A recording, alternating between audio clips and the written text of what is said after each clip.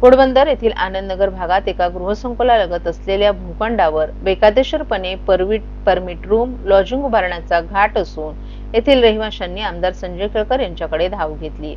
या प्रकरणी केळकर यांनी परिमंडळ उपायुक्तांना तात्काळ कारवाई करण्याचे निर्देश दिलेत। या कारवाईला दिरंगाई केल्यास रहिवाशांसह भाजप रस्त्यावर उतरून मोठा आंदोलन करेल असा इशाराही त्यांनी दिला आहे। कोपट येथील भाजपच्या कार्यालयात आयोजित जनसेवकाचा जनसंवाद या कार्यक्रमात आनंदनगर परिसरातील विजय वाटिका गृहसंकुलातील रहिवाशांनी आमदार संजय केळकर यांची भेट घेऊन निवेदन दिले।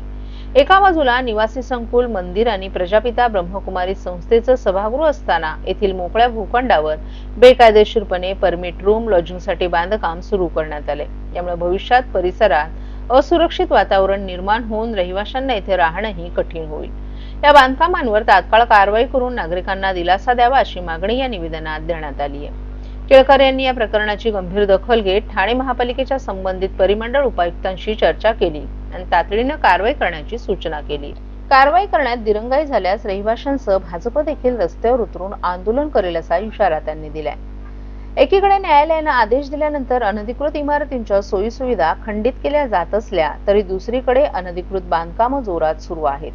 नागरिक लाखो रुपये देऊन घर विकत घेत आहेत। त्यांनी बाजूला लॉजिंग परमिट रूम पाहायचं का असा संतप्त सवालही केळकर यांनी उपस्थित केलाय। या कार्यक्रमात भिवंडी पूर्णा येथून आलेले रहिवासी होते। बिल्डरने केलेल्या फसवणुकीमुळे अनधिकृत इमारतींवर कारवाई करण्याबाबत नोटीस बजावण्यात आली असल्याने 104 कुटुंब वाऱ्यावर येणार आहेत। या कुटुंबियांना न्याय मिळेपर्यंत आपण त्यांच्या पाठीशी राहू असंही केळकर यांनी स्पष्ट केले। यावेळी बाळकुम येथील घर बळजबरीने तोडणं, ब्रह्माळा तलाव समस्या, गृहसंकुलांना बाकडे आणि डस्टबिन, महावितरण, ठाणे महानगरपालिका विद्युत विभाग आदी विविध विषयांसंदर्भात निवेदनं प्राप्त झाली। यावेळी माजी उपमहापौर सुभाष काळे, ठाणे जिल्हा हाऊसिंग फेडरेशनचे अध्यक्ष सीताराम राणे, परिवहन सदस्य विकास पाटील आदीही उपस्थित होते। ठिकाणी दादागिरीच्या जोरावर त्या ठिकाणी अनधिकृत बांधकाम जे आहे ते उभारलं जाते। ज्या ठिकाणी लॉजिंग करण्याचा त्यांचा घाट घातलेला आहे, त्या ठिकाणी परमिट रूम बांधण्याचा घाट घातलेला आहे। एका बाजूला मंदिर आहे, एका बाजूला प्रजापिता ब्रह्मकुमारीचं संस्थेचं कार्यालय आहे, मोठा हॉल आहे आणि या ठिकाणी हे रेसिडेंट्स आहेत, हे लाखो करोडो रुपये खर्च करून येतात आणि त्यांनी हे रोज उठून बघायचं का? आणि त्याच्यामुळे महापालिकेने याच्यावर त्वरित कारवाई केली पाहिजे आणि यासंबंधी मी संबंधित तिथल्या उपायुक्तांना सांगितलेलं आहे। आणि जर नाही झाली तर तिथली रेसिडेंट्स नाईलाज असतं ते देखील रस्त्यावर उतरतील, पण अशा प्रकारचं गैर बांधकाम जे आहे ते होऊ देणार नाही। भारतीय जनता पार्टी देखील त्याच्यामध्ये उतरेल अशा प्रकारची आम्ही या विषयामध्ये भूमिका घेतलेली आहे। तशीच अजून पण एका ठिकाणी अनधिकृत बांधकामाच्या संबंधामध्ये त्यांनी तक्रार आणली होती। म्हणजे बघा की कोर्ट आदेश देते, राहती घरं देखील त्यांचं पाणी वीज बंद होत आहे आणि तरी देखील अनधिकृत बांधकामं जी आहेत ती थांबत नाही। ही फार मोठी धक्कादायक आहे किंवा संतापजनक आहे। महापालिकेच्या त्या ठिकाणच्या अधिकाऱ्यांनी ती वीट उभी करायला गेले तिथेच त्याला थांबवलं पाहिजे, तर ते अजूनही काही होत नाही। त्याच्यामध्ये पूर्णपणे आपली यंत्रणा जी आहे ती अपयशी ठरलेली आहे आणि त्याच्यामुळे लोकांना वेळोवेळी कोर्टात जायला लागतं, कारण इथे नुसते धक्के खायला लागतात, प्रत्यक्ष त्यांना रिझल्ट मिळत नाही। आणि त्यामुळे महापालिकेने खूप सजगपणे पोलिसांची मदत घेऊन वेळीच अशा प्रकारची जी लँड माफिया आहे, अशा प्रकारच्या अनधिकृत बांधकाम करणारी माफिया टोळी आहे ती उद्ध्वस्त करायला पाहिजे। त्यामुळे बाकीचे तर विषय या निमित्ताने आलेलेच आहेत। डोंबिवली असेल, नवी मुंबई असेल, निरनिराळ्या भागातले मुंबईचे देखील विषय काही ठिकाणचे आले होते। कामगारांच्या संबंधामध्ये देखील त्यांना जे मिनिमम वेजेस मिळायला पाहिजे ते एका खात्यामध्ये आजही मिळत नाही आहे। त्याच्या संबंधीमध्ये देखील काही दिवसामध्ये आम्ही मीटिंग घेऊन ते प्रकरण देखील मार्गी लागणार आहोत। विधानसभा निवडणुकीच्या पार्श्वभूमीवर काही महिन्यांपूर्वी मुख्यमंत्री देवेंद्र फडणवीस यांच्या छायाचित्रासोबत देवाभाऊ असा उल्लेख आणि शिवमुद्रा तसेच देवेंद्र फडणवीस छत्रपती शिवाजी महाराजांना पुष्पांजली अर्पण करतानाच्या चित्ररूपी जाहिराती ठाणे शहरातील विविध भागात भिंतींवर रंगवण्यात आल्या होत्या।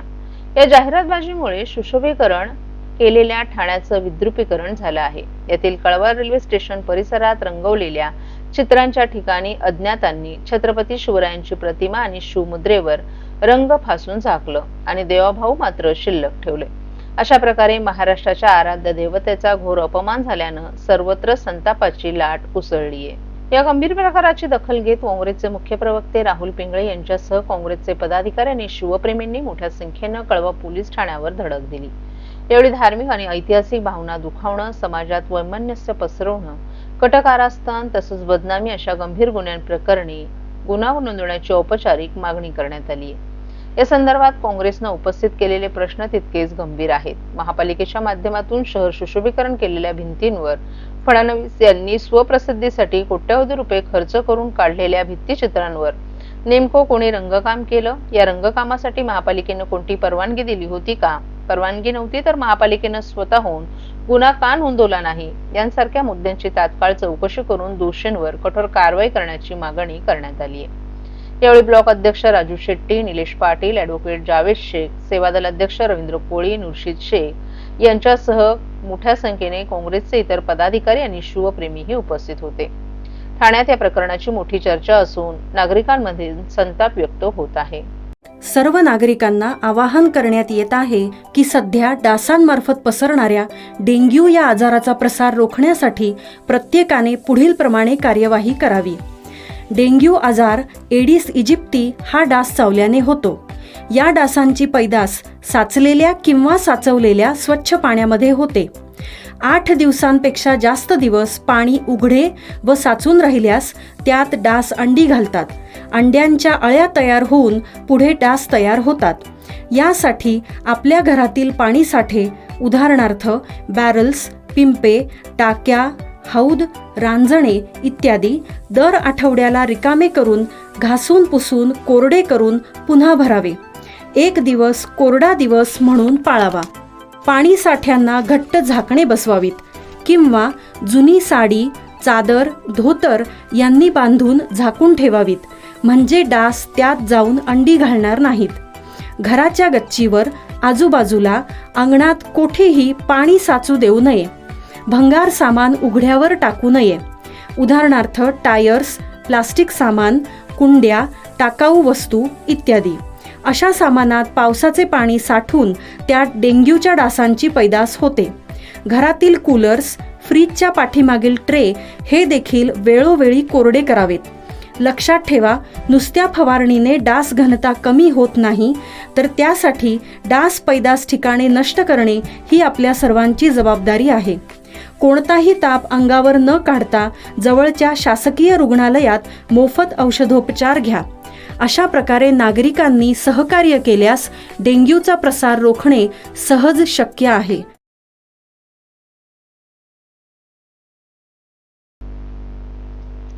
घोडबंदर भागात वारंवार होत असलेली वाहतूक कोंडी, रस्त्यावरील खड्डे अशा विविध समस्यांमुळे त्रस्त झालेल्या घोडबंदर वासियांनी नुकताच हातात मशाल घेऊन कासरडोली ते वाघवेळ नाक्यापर्यंत मोर्चा काढला. सेवा रस्त्यावर काम सुरू असल्यामुळे कासरडोली येथून मुख्य रस्त्यानं हा मोर्चा वाघवेळपर्यंत आल्यामुळे कासरडोली ते वाघवेळपर्यंत आणि त्यापुढे गायमुखपर्यंत वाहतुकीची कोंडी झाली होती. मुंबई महानगरातील वाहतुकीसाठी घोडबंदर रस्ता अत्यंत महत्त्वाचा मानला जातो. मात्र या रस्त्यावर सातत्यानं वाहतूक कोंडी होत असते. या मार्गावरून अवजड वाहतूक मोठ्या प्रमाणावर सुरू असते. त्यातच मेट्रो, मुख्य आणि सेवा रस्ते जोडणी कामांमुळे अनेक ठिकाणी रस्ते अरुंद झाल्यानं कोंडीत भर पडते. स्थानिक नागरिक या कोंडीमुळे हैराण झाले असून या कोंडीवर उपाय काढण्याची मागणी सातत्यानं होत आहे. घोडबंदर मार्गावरील वाहतूक कोंडी सोडवण्यासाठी आणि अपघातांचं प्रमाण रोखण्यासाठी विविध घोषणा करण्यात येत असल्या तरी या समस्या अजूनही सुटल्या नाहीत. या पार्श्वभूमीवर ठाण्यातील अजय जया फाउंडेशनच्या वतीनं हा मशाल मोर्चा काढण्यात आला होता. या मोर्चात घोडबंदर भागातील 200 ते 250 नागरिकही सहभागी झाले होते. कासरडोली नाक्यावरून या मोर्चाला सुरुवात झाली.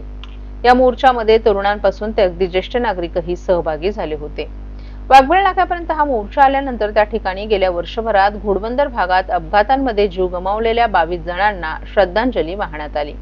त्यानंतर नागरिकांनी त्यांच्या समस्येचा पाडा वाचण्यास सुरुवात केली. परंतु या मोर्चामुळे कासरडोली ते वाघवेळ भागातील वाहतूक कोंडीत नेहमीच्या तुलनेत अधिक भर पडल्याचंही दिसून आलं. शहरातील वाहतूक कोंडी सोडवण्यासाठी ठाणे वाहतूक पोलीस उपायुक्त पंकज शिरसाट यांनी नागरिकांना सार्वजनिक वाहतुकीचा वापर करावा असं आवाहन केले. परंतु या उपाय वाहतूक कोंडी सोडवण्यासाठी असू शकत नाहीत, कारण मुळात टीएमटी गाड्यांची संख्या अपूर्ण आहे. त्यातही या बसगाड्या देखील कोंडीत अडकल्या की त्यांना इच्छित स्थळी जाण्यास विलंब होतो.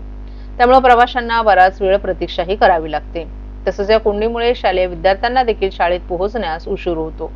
हा मोर्चा होणार होता याविषयी वाहतूक विभागाला कल्पना होती. त्या अनुषंगाने तरी घोडबंदर मार्गावरील वाहतूक सुरळीत करणं गरजेचं होतं, परंतु वाहतूक पोलिसांनी तसं केलं नाही अशी खंत देखील काही नागरिकांनी व्यक्त केली.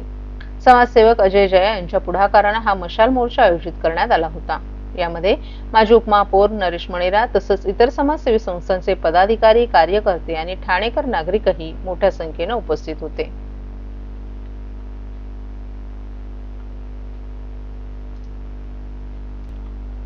महापालिकेत वारसा हक्कानं नोकरी मिळवण्यासाठी वर्षोनुवर्ष दार ठोठावणाऱ्या वारसांना आता दिलासा मिळणार आहे.